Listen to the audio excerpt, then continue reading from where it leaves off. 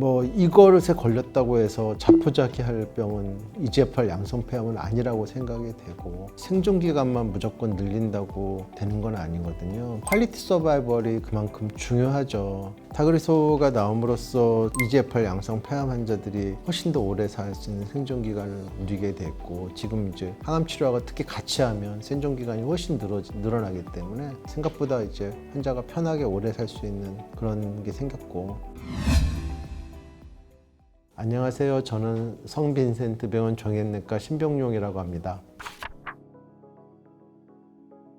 통상적으로 EGFR 양성폐암은 표적항암제라는 걸 사용해왔죠. EGFR TKI라고 부르는 건데요. 현재 3세대 TKI를 단독으로 쓰느냐 아니면 이제 복합요법을 사용하느냐가 의사들이 많이 고려하고 있는 것 중에 하나입니다. 그래서 특히 이제 수술을 못하는 3기 B에서 C 정도가 되면 저희가 이제 항암 방선 치료를 많이 기존에는 했었거든요. 근데 이제 이런 환자에서도 워낙 표적항암제 효과가 좋기 때문에 표적항암제로 그 환자들을 접근하려는 그런 연구들이 많이 나왔고 생각보다 결과가 괜찮습니다. 또 하나는 표적항암제를 사용하면서도 방선 치료나 그런 걸 적절하게 동원해서 환자들을 보다 더 오래 살 수 있고 삶의 질을 유지할 수 있는 그런 것들을 고민하고 있죠. 그래서 3기 말에서도 표적항암제를 1차 치료로 사용하려고 하는 그런 생각들을 조금씩 하고 있습니다.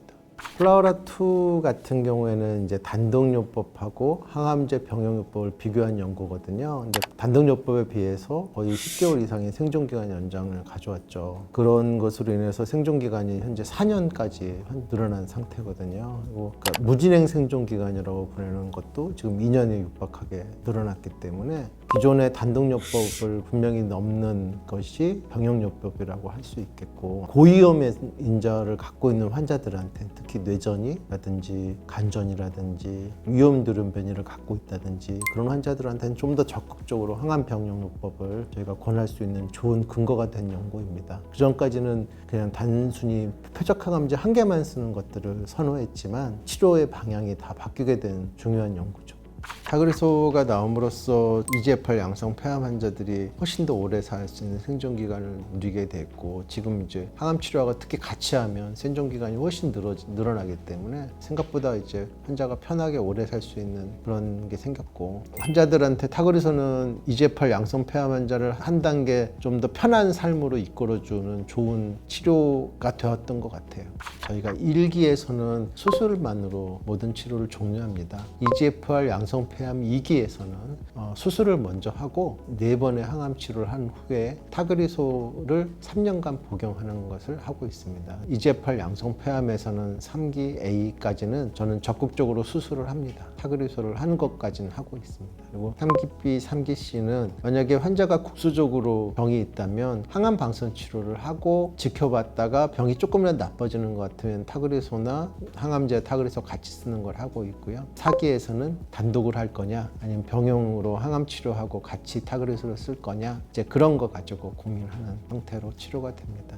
저희가 이제 단독요법을 할 수밖에 없는 환자가 있고, 이 환자의 위험 요인이나 나이나 환자의 상태를 봐서는 꼭 병용요법을 항암제랑 같이 쓰는 거를 한 번씩 고민해야 될 그런 환자들이 정해져 있는 것 같아요. 즉 단독요법 갖고 이 환자가 충분한 삶의 기간을 누리지 못할 거라고 예측이 되는 환자들은 좀 더 적극적으로 항암 치료하고 같이 해서 치료를 하는 거를 더 선호하는 편이고요. 그렇지 않고 이 환자가 고령이시고 병의 범위가 작고 위험 요인이 없다고 생각될 때는 단독요법도 환자한테 권하고 있습니다.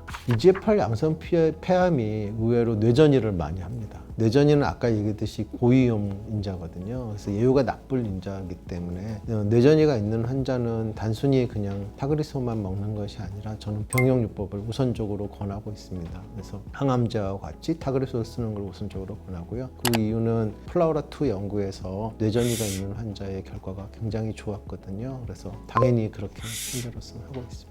제가 가장 중요하게 생각하는 요소는 환자가 사실은 오래 사는 거예요. 그 오래 사는 것 플러스 삶의 질이 좋은 상태로 유지되었으면 좋겠다는 생각을 항상 하고 있습니다. 근데 적절한 밸런스, 균형감이 사실은 종양내과 의사들한테 필요할 것 같고, 어떤 걸 결정할 때는 환자와 논의하에, 특히 보호자와 논의하에 환자가 할 수 있는 적절한 거를 찾아야 되는 거죠. 그럼 어떤 균형점을 찾는 것이 이 치료에 굉장히 어렵다고 생각됩니다. 생존 기간만 무조건 늘린다고 되는 건 아니거든요. 퀄리티 서바이벌이 그만큼 중요하죠. 만약에 그 환자가 치매인데 세상 자기 관리도 안 되고 환자가 보호자나 그런 거 전적으로 의존하고 있는 상황에서 무조건 그 환자한테 센 항암 치료, 센 것을 한다고 해서 그 환자의 삶이 늘어난다고 해서 사실은 그 환자한테 그게 행복한 삶은 아닐 거거든요. 그냥 암을 치료하는 게 아니라 퀄리티 있는 서바이벌을 목표로 치료를 해야 되는 건 분명한 사실이에요. 모든 환자한테 똑같은 치료를 할 수는 없어요. 그러니까 그 환자의 사정, 가족 환경, 경제적 수준, 그리고 위험 인자, 그런 거를 다 고려해서 환자한테 가장 도움이 되고 환자가 행복할 수 있는 치료를 하는 게 적절하다고 생각합니다.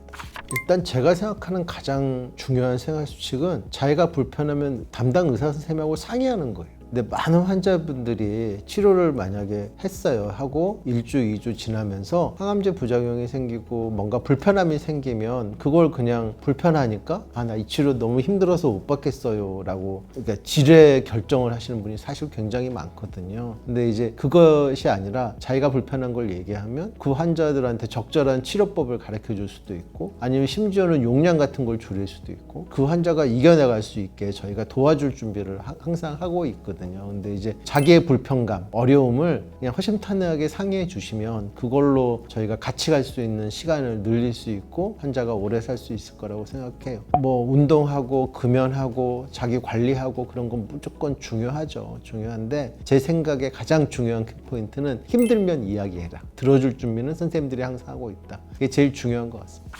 당신을 완치시켜서 다 낫게 할 수는 없지만 같이 오래 늙어갈 수는 있다. 폐암이라는 암이 발전 속도가 되게 빠르거든요. 새로운 약이 거의 몇 개월마다 한 번씩 나올 정도로 어마어마한 발전 속도를 가지고 있고, 그 환자들을 세분화해서 치료하는 게 현재 추세입니다. 그래서 그런 여러 종류의 약제들이 다 환자들한테 도입이 되고 있기 때문에 환자가 진단을 받았으면 그것을 포기할 게 아니라 내가 어떤 치료를 적절하게 받을 수 있는지를 정확하게 상의하고 내 병이 폐암에서 어디에 속하는지를 명확하게 구분하고 찾는 유전자 검사가 정확하게 필요합니다. 그래서 그 유전자 검사를 바탕으로 해서 우리가 그 다음 단계의 치료를 정하게 되면 가장 좋은 결과를 얻을 수 있습니다.